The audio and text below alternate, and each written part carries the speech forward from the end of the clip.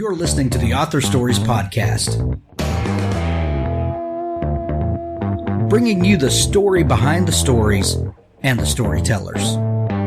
Margaret White, Terry Brooks, Sheena Kamal, Matthew Quick, JT Ellison, Walt D. Williams, Brad Thor, Corey, Dr. O, Brandon Sanderson, Robin Mom, Ernest Klein, Tim Butcher, Sherwin Harris.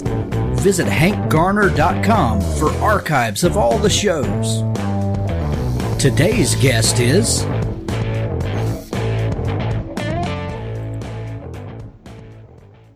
Well, thanks for joining me again for the Author Stories Podcast, where I bring you the story behind the stories and the storytellers. Today, I am super excited to have Casey Sherman on the show with me today. He has a phenomenal new book. It's called Hunting Whitey, the inside story of the capture and killing of America's most wanted crime boss. And I'll tell you what, when I first got this book, I was pretty stoked about it. I had read a little bit about it, and, as I'm flipping over, on the back cover, this book is blurbed by some of my favorite writers, Hank Phillippe, Ryan, Joseph Fender. This book comes highly recommended, and I am highly recommending it to everybody who listens to the show. This book must be on your shelf this summer. Thanks for joining me today, Casey. No, thanks for having me today, Hank. Yeah, I could just ramble on and on and on about this book. I love it so much. Thank you. And yeah, I can't wait to talk about it. But before we do, we begin each show with the same question, and it's kind of a tradition around here. And that question is, what is your first memory of wanting to be a writer or storyteller? That's a great question. The first memory that I have is, it's a very personal memory for me, Hank, because my aunt, a 19-year-old girl named Mary Sullivan, was the youngest and final victim of the Boston Strangler case in the early 1960s. And, her murder was never fully resolved. And the questions that my family had about her murder led me to journalism school and ultimately led me to where I am today. I kind of call myself the accidental author, Hank.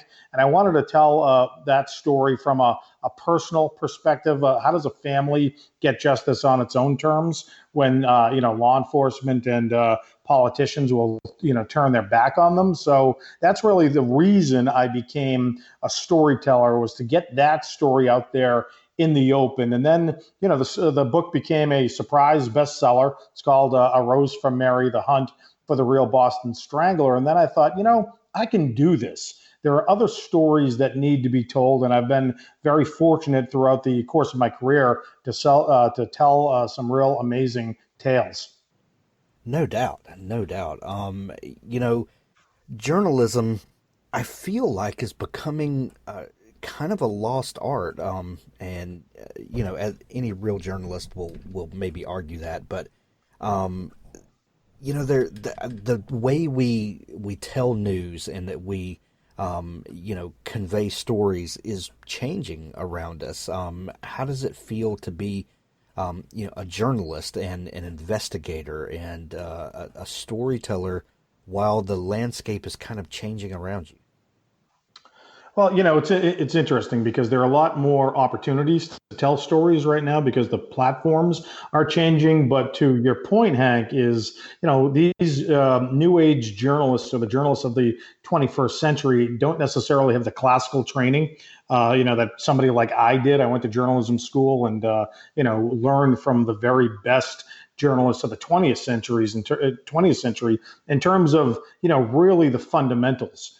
Getting the facts right, vetting sources, making sure that the story is accurate and well told. I think some of those lessons are falling through the cracks, with today's journalism students. And you see that in reporting. And I think reporting is also skewed, toward, each political side now, where at least when, I was a professional journalist working in the television news industry, personal politics was veiled, by the certain people that were giving and presenting the news every day. Today, it's not.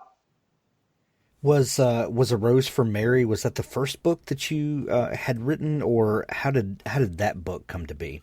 Well, I never was going to write a book about my aunt's murder. I just wanted to solve it for my, my family's welfare. But some high-profile authors, once they knew that I was engaged in this and leading this reinvestigation, high-profile authors reached out to me and they said, we see you on television, your story's captivating.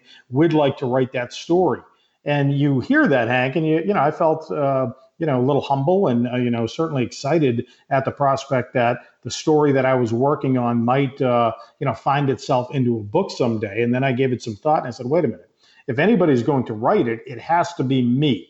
And it's going to succeed or fail based on my own merits. Now, I was a journalist and I knew the who, what, where, when, and how, and why, but I wasn't a professional writer.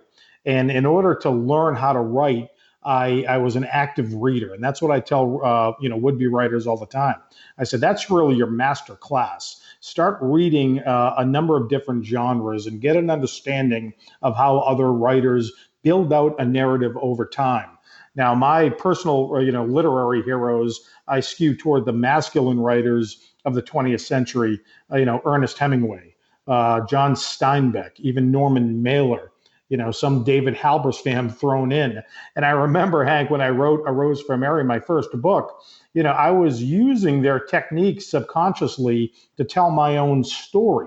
And about halfway through that book, Hank, that's when I found my own voice. So now, 20 years later, I go back and I cringe when I read it because I look at those early chapters and I say, okay, well, that's where I was trying to be Ernest Hemingway, short declarative sentences. Okay, here's where I'm trying to be Norman Mailer because I can't shut the hell up.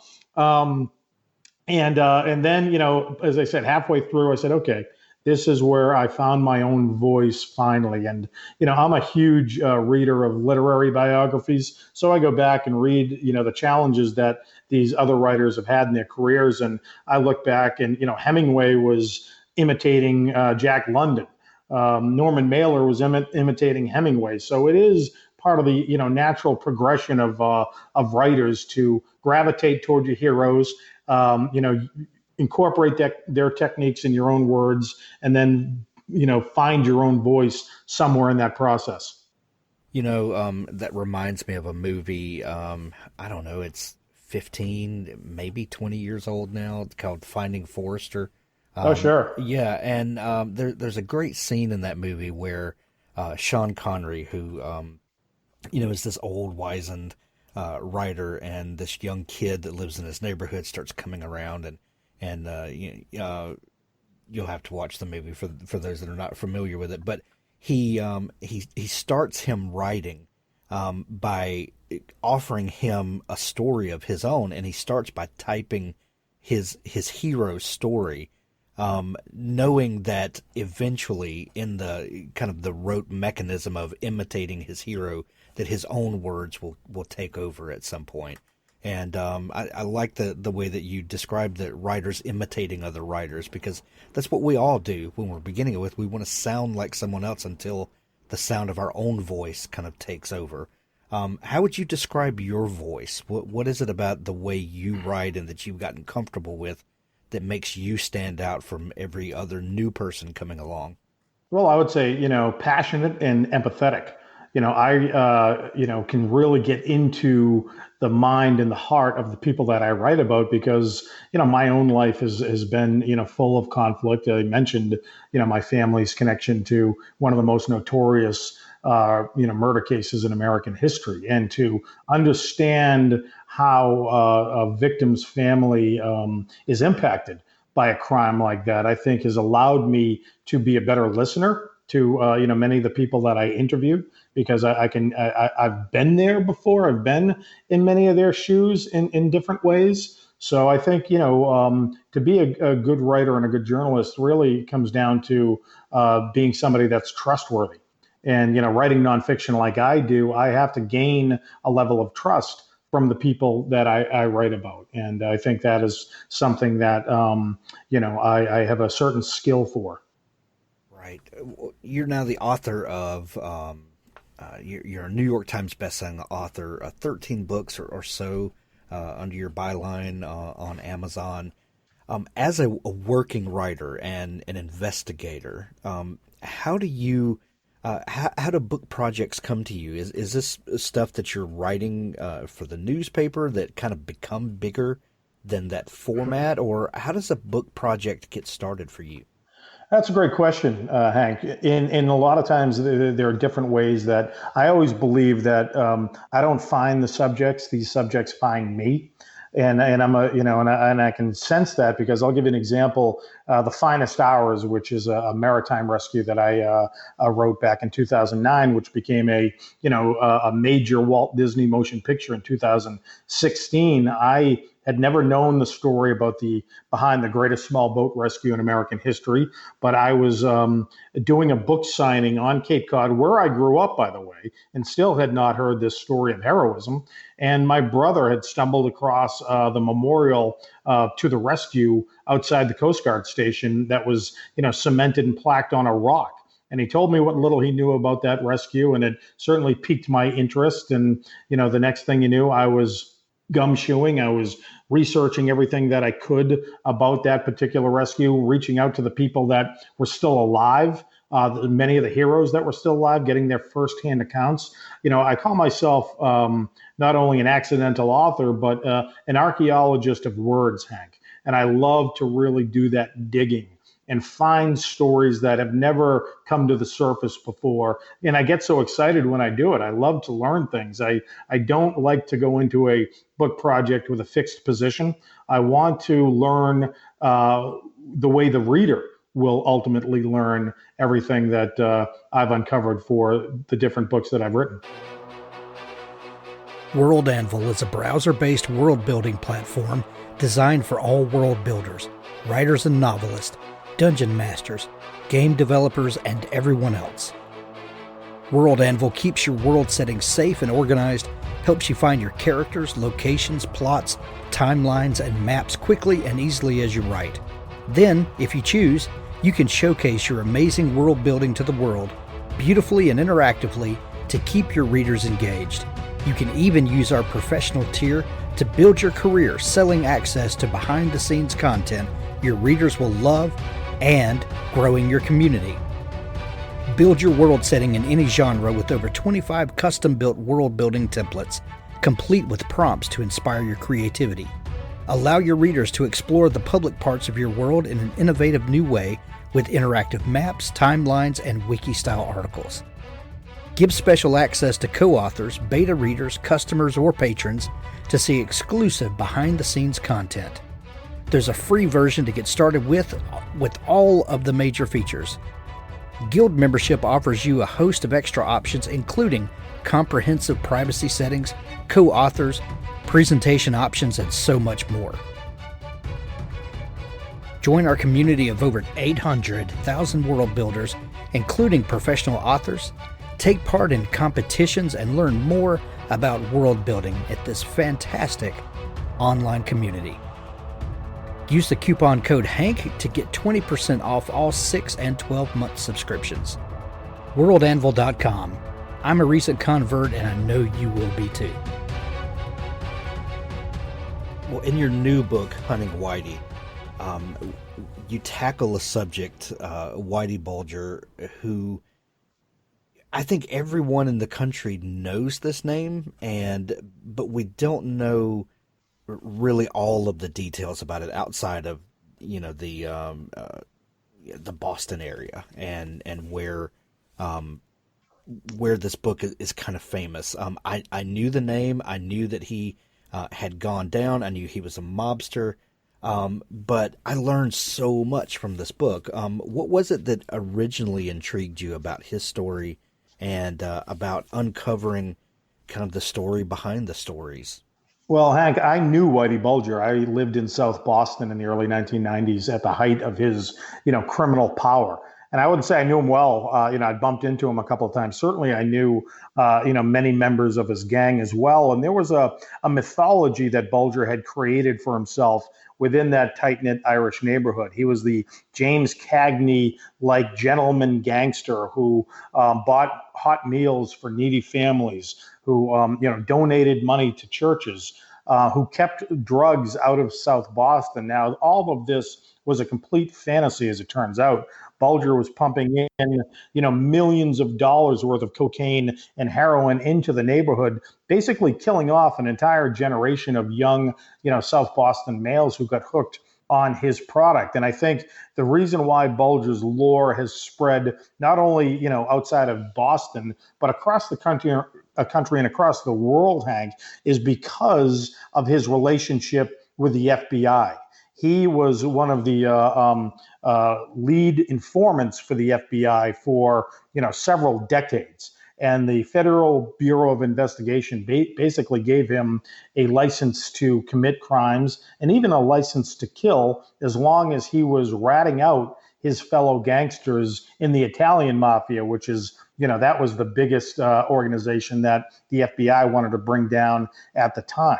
So I think that's why Bulger's mythology has grown, and the fact that he was able to elude capture for 16 years elevates him to that level of Al Capone, Meyer Lansky, some of the biggest, Bugsy Siegel, some of the biggest names in criminal history. Bulger's certainly right up there, and I think, quite frankly, he's savvier and smarter than most because of his ability to manipulate members of the FBI, to manipulate his neighborhood, and to really plan for his escape. And he planned it out for years before he actually went on the lam in the winter of 1994. Is this a common thing that we see with mobsters and people that are kind of larger than life, like Whitey Bulger, who kind of become underground hometown, home neighborhood heroes? Do they kind of take on this Robin Hood complex where they're really nasty guys, but they have a reputation for being good guys, even if they're really not? Can you kind of talk a little bit about the psychology behind what makes these kinds of people, what makes them accepted by their neighborhoods and by the cities that they, ply their trade in? Well, sure. That's a great question, Hank. And I think, with regard to Boston, Boston is a very tribal city. And it's really broken down, or it had been years ago, within the ethnic boundaries of neighborhoods. So South Boston was an Irish neighborhood where Whitey Bulger grew up. And to his neighbors, he was a bad guy, but he was our bad guy. And, they looked at him, almost as like you said, a Robin Hood of sorts. And that's a mythology that he constructed for himself. But we deconstruct his mythology in our book. And, the first chink in his armor was really exposed, when obviously it came out, the news came out that he was a longtime government informant, and B, when his secrets, well buried for decades, began to be unearthed in death pits all around Boston. You had state police backhoes that were digging up bones and of men and women that he had killed in close contact. So people ultimately came to realize that he wasn't this James Cagney, innocent yet gentleman gangster. He was a cold-blooded, vicious killer, and he had to be brought to justice some way, somehow. One thing that I love about this book, and I'm just flipping open the hard copy that I have, toward the back, there's a notes section, and down from the prologue all the way back, to the end of the book, I'm flipping through the notes section. This is very well footnoted, all the way through. At what point did you get involved in this, and when did you start collecting notes, and how did you know that there was enough here that this could be a best-selling book?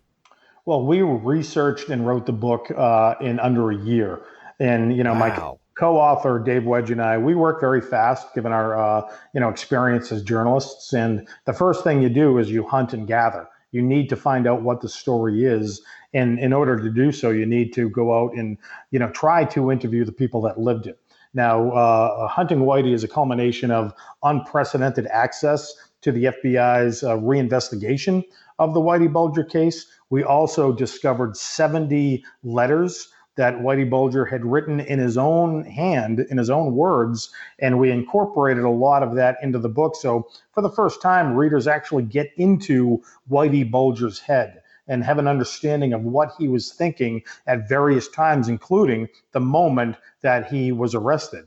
So, we were really excited and very fortunate to get the access that we did. And, I'd be remiss if I didn't say that we're also the only journalists that, got into Whitey Bulger's hideout in Santa Monica so we could understand where he'd been living and hiding in plain sight for more than a decade. And we began to correspond with the prime suspect in Whitey Bulger's murder. He was murdered in very mysterious circumstances at a prison hellhole dubbed Misery Mountain in 2018. And although no one has ever been officially charged with the murder, there is a prime suspect who now is in solitary confinement in that very prison. And Hank, he's been corresponding with us while writing us letters with rubber-tipped pencils because they won't give him anything sharp to use because they fear that he'll try to commit suicide or he'll try to kill a guard. That is insane. That is absolutely insane. Some book projects like this will come out of initially a question that then kicks off an investigative period, and then as they gather things, they start seeing a story thread that kind of comes through that. You said that this book you guys wrote within a year. What was the period before that like for you, and how did you come to the realization that this was a story that needed to be told? Well, because, so many other books have been written about Whitey Bulger and his life of crime, I was never really looking to write a Whitey Bulger book. I had some anecdotal stories about living in South Boston at the time where he was kind of running the show there. But then he's killed in prison. And then my co-author and I look at that a little bit, and there were so many questions regarding that murder. And then we went back to say, wait a minute, he was on the run for 16 years, and no one's told that story yet.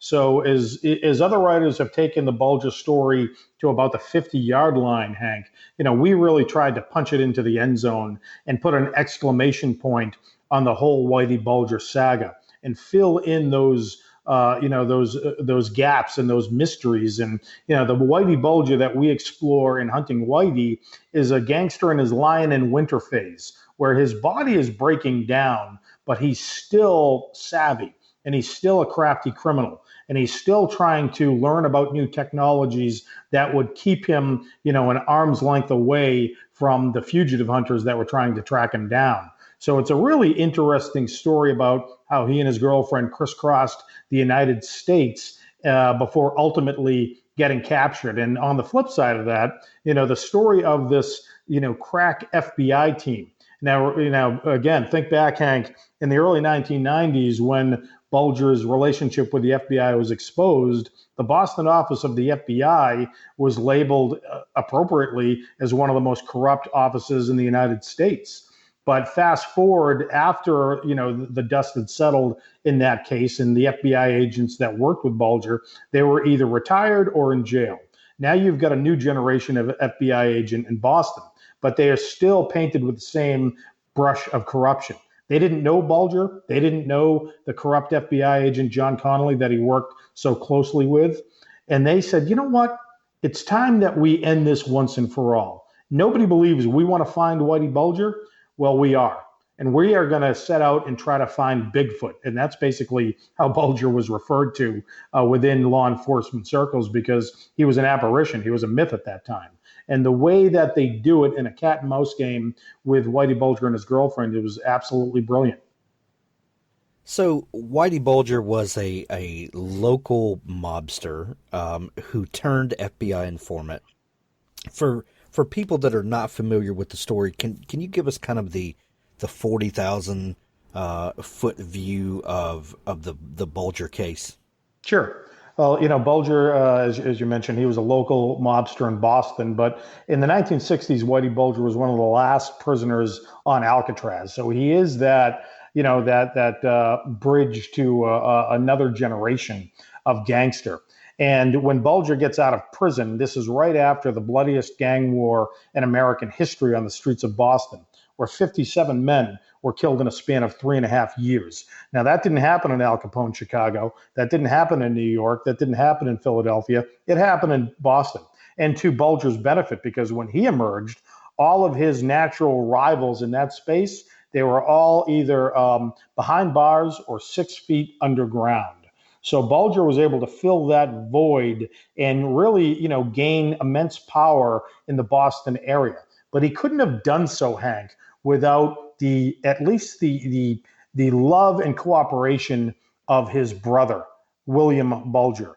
Now, William Bulger was the most powerful politician in all of Massachusetts. As the Senate president of Massachusetts, he was more powerful than the governor. So here you have a young politician and a young criminal, both elevating themselves while really kind of elevating each other as well. There are politicians that would never debate Billy Bulger because they feared that they would have a bomb waiting under their car once they got out of the lecture hall. And Whitey Bulger was always kind of given carte blanche, as I said, by the FBI to do dangerous and deadly stuff because he was their gangster and he was somebody that at least they could respect from a familiarity point of view. The FBI office in Boston wanted to bring down the Italian La Cosa Nostra, and they used Whitey Bulger to do it. There are so many layers to the story. That's one thing that makes it so fascinating. When you are working on this project, a lot of fiction writers will kind of become part of their world that they've created, and have to step away sometimes to get different scenery and to not just completely fall into the world that they're writing. When you as a nonfiction writer, as an investigative journalist, are dealing with a story like this that is true, is real, and you're uncovering facts and this is the real world that we're living in. How do you keep your sanity while telling a story like this? What do you do for yourself to get some distance from the story, as it were?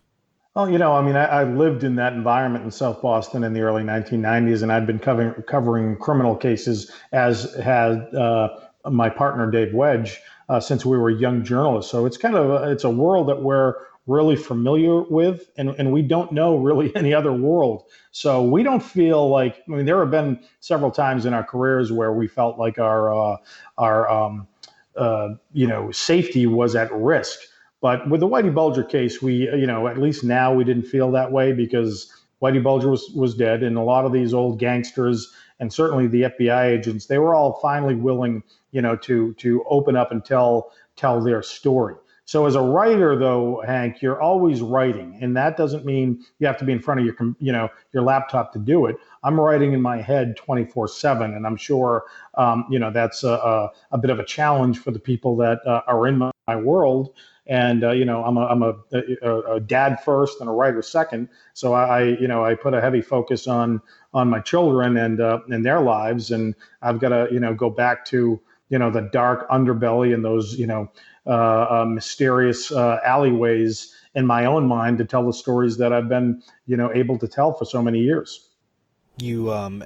You talked about the fact that you're always writing, and that is something that people that are not writers don't always get, because you're not always at your computer, but you're making connections in your mind that once those connections are made, they can't be unmade. The story is unfolding as it were in your mind.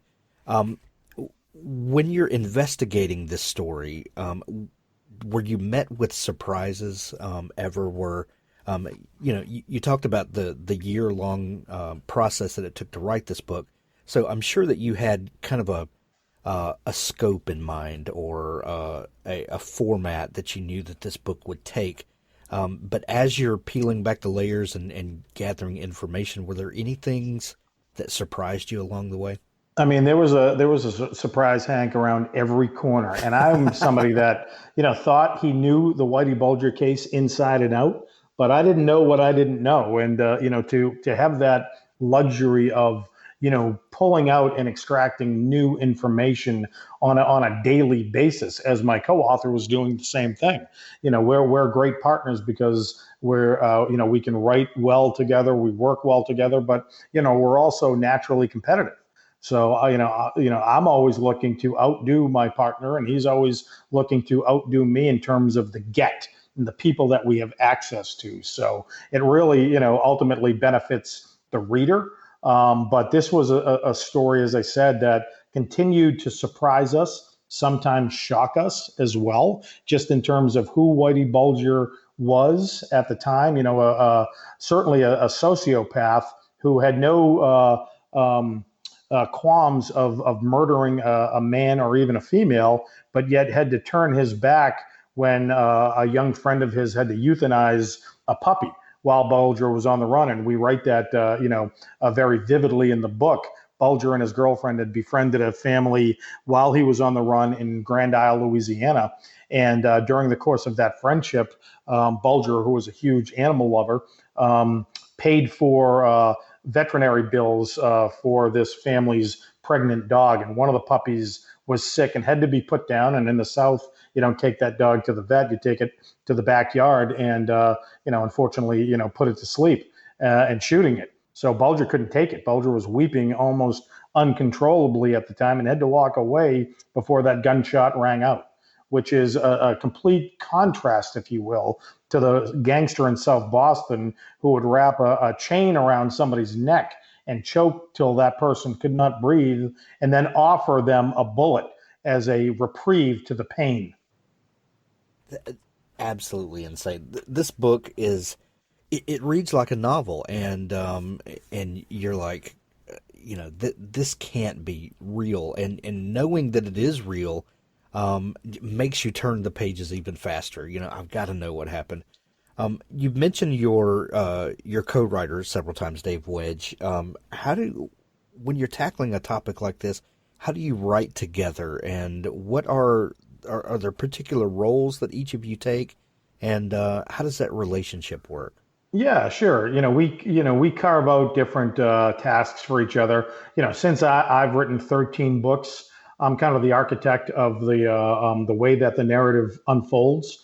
And you mentioned, do you have a particular model in mind when you start off a project? Sometimes you do, sometimes you don't. I'm somebody that likes the story to dictate where it goes, because that's the thrill I get as a writer and a journalist. I don't start any story with a fixed position. Actually, I love to be turned around in my thinking once I learn new information, because it's my job to learn as much as I can about the subject so that I can relay that in a way to the reader that's both informative, entertaining, and thrilling. Like you mentioned, it does unfold like a fictional novel, if you will. But with Hunting Whitey, rather, I focused primarily early on the manhunt. So interviewing all the FBI agents that worked the case. Dave Wedge took the baton and really kind of unearthed new information about the trial phase of Bulger's saga. And then we both tackled the third section of the book, which was Bulger's time behind bars. And I mentioned 70 letters that we were able to unearth, that Bulger had written behind bars. No one realizes that Bulger, before he was murdered, actually survived an assassination attempt on his life in one of the prisons that he was housed in. And that's because I had befriended one of the prisoners that Bulger was very close to, where I was able to get that type of information that, no one had ever been able to get before. Absolutely insane. The book is called Hunting Whitey. Casey, this is one of my favorite books of the year. I'm recommending it to everyone. There's a little section in the middle where there are photographs in here, which, it kind of like the story of the puppy that you talked about, puts a human face on this character that is larger than life. This is such a great book. I'm telling everyone about it. Tell people that may be interested in this book or may be interested in you. Is there a place where they can connect with you online and dig into all the great stuff that you do? Yeah, absolutely. I mean, they can find me on Twitter, Casey Sherman 123. I'm very accessible on Facebook as well. My Instagram account is Casey Sherman Writes. So, when people reach out to me, again, Hank, that's oftentimes I'll find a story when people say, I've got a great story to tell. And I'm always, fully invested into what that story is, because you never know where you're going to find the gold. And with Hunting Whitey, we believe it's our best work to date. We believe we found the gold, and we believe we've been able to tell a story about one of America's most notorious gangsters in a fresh and entertaining and very revealing way. Well, Casey, if there's one thing that I know about the publishing business is that this book, Hunting Whitey, has been finished and off of your desk for probably quite a while, probably a year or so, before we get to hold it, as readers in our hands. What story has captured your imagination lately? Dave Wedge and I, my partner, we connected with James Patterson to write a book, the three of us together, on the last days of John Lennon. And that book comes out in December, around the 40th anniversary of John Lennon's tragic assassination in 1980. And it's a fascinating read. And, if you think you know the John Lennon story to date, you don't. So I can't wait for people to read that. Absolutely. Absolutely. Casey, this has been so much fun talking. The book, Hunting Whitey, the inside story of the capture and killing of America's most wanted crime boss, is available everywhere now. There's links to it in the show notes. Thank you so much for joining me today, Casey. Thank you so much, Hank. Appreciate it. Authors, I have a fantastic new service to tell you about. It's called PubSite. PubSite is a service to help you build your very own website, your home on the web, where you can promote your work and give your fans a place to connect with you. PubSite is a website platform that allows every author, regardless of budget, to have a great-looking professional website developed by the book marketing professionals at FSB Associates. PubSite is the new, easy-to-use DIY website builder developed specifically for books and authors. Whether you're an author of one book or 20, or a small publisher, PubSite allows you to build, design, and most importantly, update your website pain-free. No need to be dependent on a designer or webmaster to make a small but costly change to your website. Save the money and do it yourself. PubSite is the best platform for authors because it's a book-centric platform. PubSite was built just for authors and small publishers. Every design, feature, and layout is book-centric. They have customized designs for you to use. It's easy to build. No coding or HTML is necessary to create a stunning, professional-looking website with all the features you want. Get a custom domain name, yourname.com. It's simple to update. You can add all of your books, add a blog and a book tour, sell from any retailer, manage your email list and social media, and even do e-commerce. Build your website with a 14-day free trial, then pay just $19.99 per month, which includes hosting. And we offer packages starting at $499 to set up the website for you. Pub-site.com, the place to help authors find their home on the web.